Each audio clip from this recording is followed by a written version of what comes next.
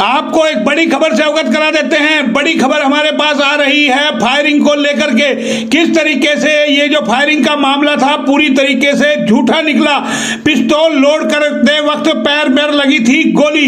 युवक ने कहा था 2 लोगों ने मारी है गोली। ये पूरी खबर आपको विस्तार से बता देते हैं। हरियाणा के रेवाड़ी जिले के गांव पातूहेड़ा में 2 दिन पहले फायरिंग कर घायल करने का मामला पूरी तरीके से झूठा निकला है। दरअसल यशपाल नाम के शख्स को गोली किसी ने मारी ही नहीं, बल्कि पिस्तौल को लोड करते वक्त गोली चलने से उसके पैर में लगी थी। पुलिस ने इस मामले में उसके दोस्त पवन उर्फ भोंदा को गिरफ्तार कर लिया है। साथ ही यशपाल के खिलाफ भी पुलिस कार्रवाई कर रही है। हम आपको बता दें 2 दिन पहले मामला सामने आया था गोली चलने का। डीएसपी संजीव बल्हारा ने बताया कि गोली लगने से गांव पातूहेड़ा निवासी यशपाल घायल हुआ था। यशपाल ने पुलिस को बताया था कि 22 अगस्त को खेत में काम करने गया था, तभी नहर के पास हैंडपंप पर पानी पीने के दौरान उसकी बाइक सवार 2 लोगों से कहासुनी हो गई और उन्होंने उसके पैर पर फायरिंग कर दी, जिससे गोली पैर में लगने से वह घायल हो गया।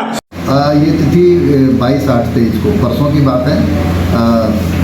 गांव पातूहेड़ा थाना कसोला में है, जहां से गोली चलने की सूचना मिली थी। जो पातूहेड़ा का यशपाल जिसके पैर में गोली लगी थी, जिसके बयान पे एफआईआर दर्ज की गई थी, जिन्होंने बताया था कि पातूहेड़ा जो नहर है उसके पास हैंडपंप के पानी पीने के ऊपर 2 लड़कों से पानी के ऊपर झगड़ा हो गया था, जिन्होंने गोली चला दी जो मेरे पैर में लगी।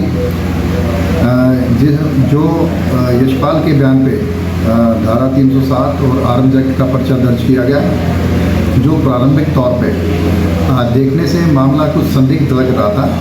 जो थाना कसोला इंस्पेक्टर मनोज काजान और सीआईए धारूहेड़ा की संयुक्त टीम इसके ऊपर लगाई गई। जो तफ्तीश के दौरान कल पवन उर्फ भोंदा, जो पातूहेड़ा का ही रहने वाला है और ड्राइवरी का काम करता है, जिसको इस मुकदमे में गिरफ्तार किया गया। कसोला थाना पुलिस ने अज्ञात के खिलाफ हत्या का प्रयास का और आर्म्स एक्ट के तहत मामला दर्ज किया था। पवन से पूछताछ में खुलासा हुआ। मामला पुलिस को शुरुआत में ही संदिग्ध लग रहा था। कसोला थाना पुलिस के अलावा सीआईए 2 की टीम भी मामले की जांच में जुटी। तो गांव पातूहेड़ा का ही पवन उर्फ भोंदा को हिरासत में लेकर पूछताछ की। पवन ने पूछताछ में पूरी घटना से पर्दा उठा दिया। पवन ने बताया कि यशपाल को गोली किसी ने नहीं मारी, बल्कि वह खुद पिस्तौल लेकर खेत में ट्राई करने के लिए फायरिंग करने के लिए गया था। उसी समय पिस्तौल लोड करते समय गोली चल गई और वह गोली यशपाल के पैर में लग गई। डीएसपी संजीव बल्हारा ने बताया कि इस मामले में पवन को गिरफ्तार कर लिया गया है। यशपाल के खिलाफ भी कार्रवाई की जा रही है। साथ ही जिसमें दोनों आरोपी हथियार खरीद कर लाए उसे भी गिरफ्तार किया जाएगा। डीएसपी ने बताया कि पवन पर अभी किसी तरह का कोई मुकदमा दर्ज होने की जानकारी नहीं मिली है। वहीं यशपाल के खिलाफ पहले भी लड़ाई झगड़े का एक मामला दर्ज है। तो जिसने बताया कि मैं और यशपाल ये दोनों इस पिस्तौल को फायर करने के लिए ट्राई करने के लिए खेतों में गए थे, जो कॉक करते हुए गलती से इससे फायर हो गया और यशपाल के पैर में गोली लगी। इस पे पहले कोई आपराधिक एफआईआर दर्ज अभी तक नहीं मिली है और हथियार जहाँ से खरीदा था उसको भी गिरफ्तार किया जाएगा। इसमें आपसी रंजिश कुछ निकल के नहीं आई है। जो इस मुकदमे का कंप्लेनेंट यशपाल है, इसने पुलिस को गुमराह करते हुए अज्ञात हमलावरों के खिलाफ ये एफआईआर दर्ज कराई थी।